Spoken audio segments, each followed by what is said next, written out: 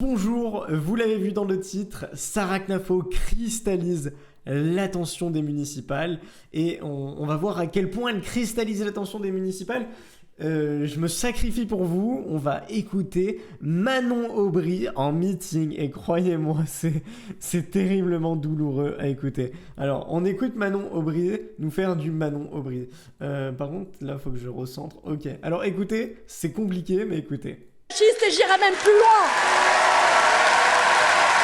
J'ai aussi vu sur sa petite vidéo à l'intelligence artificielle, parce qu'elle aime bien l'intelligence artificielle, que Sarah Knafo Déjà c'est horrible parce que c'est pas une bonne oratrice et elle se permet d'attaquer Sarah Knafo, mais pourquoi tous les candidats attaquent Sarah Knafo? Tous les candidats attaquent Sarah Knafo parce que Sarah Knafo c'est la seule candidate à Paris qui bénéficie d'une vraie dynamique, qui a une couverture médiatique énorme, qui a un engouement, enfin il y a vraiment un engouement, une vivacité. En fait c'est une campagne politique heureuse, qui est détonnante. Elle a dynamité la campagne des municipales 2026 pour Paris et c'est pour ça que tout le monde s'en prend à sa candidature. Pour exister, il faut s'en prendre à Sarah Knafo.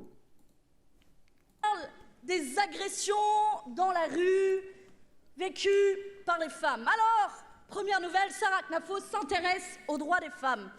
Alors, vous serez ravis d'apprendre qu'au Parlement européen, elle a voté...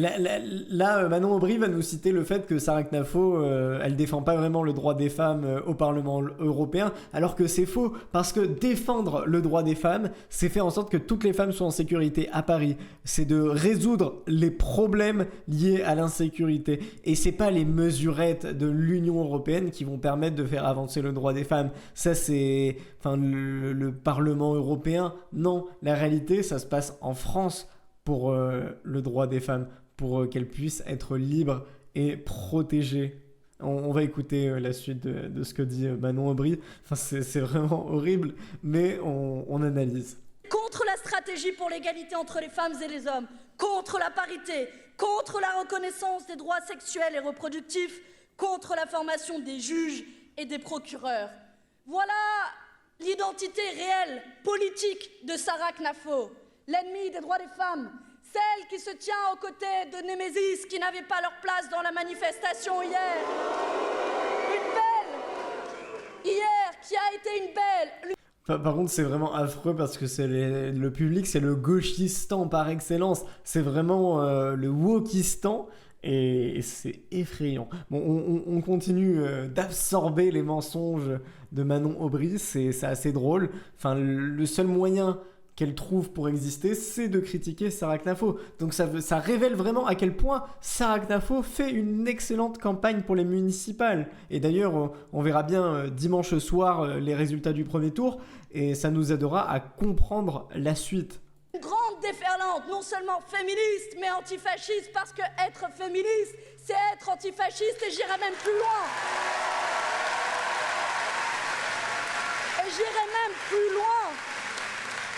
Le Siamo tutti antifascisti. Je vous propose qu'on le relance ce soir en Siamo tutti anti-Némésis. Siamo tutti anti-Némésis.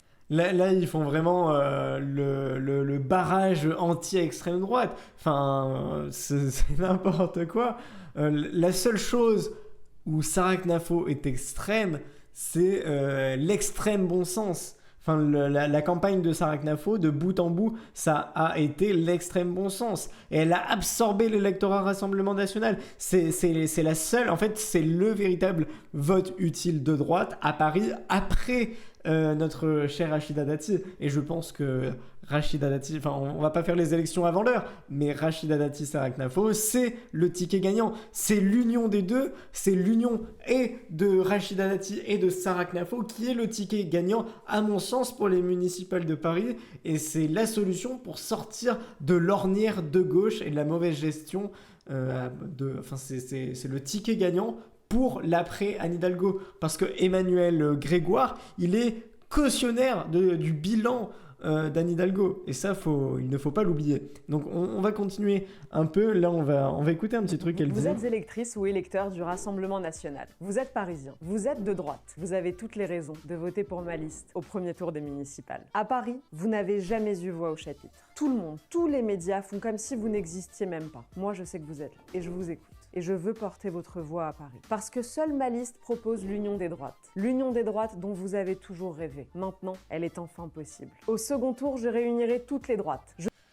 En fait, son seul but à Sarah Knafo, c'est de faire le plus gros score pour influer sur la victoire de Rachida Dati. Mais Sarah Knafo perd pas le sens de la victoire.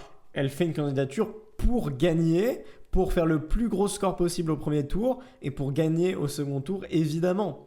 Voilà. Bon, en tout cas, on a vu qu'elle cristallise toutes les attentions. Et même si on va voir sur le... Alors, c'est Pierre-Yves Bournazel. Alors, Pierre-Yves Bournazel, c'est assez drôle parce que Pierre-Yves a beaucoup de mal sur sa campagne municipale. Bon, là il s'attaque à Grégoire. Il dit que Grégoire change de ligne, notamment là par exemple sur le scandale du périscolaire, qui est une horreur absolue. Là, Pierre-Yves Bournazel dit que ce sera un maire pro-business, mais on a du mal un peu à le croire, voilà. Et puis même quand on voit les soutiens de Pierre-Yves Bournazel, je pense qu'il gagnerait à ne pas s'afficher avec certains soutiens, plutôt qu'à cautionner d'avoir Gabriel Attal en tant que soutien. Voilà, ça ce sont des soutiens qui ne font pas, à mon sens, sa campagne. Bon, attendez, on va essayer de trouver un endroit où il attaque Sarah Knafo.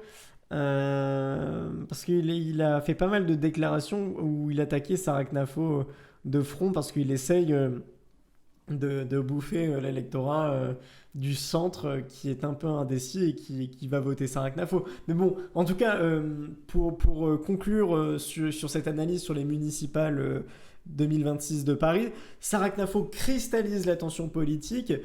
Sarah Knafo est le centre d'intérêt de toute la classe politico-parisienne.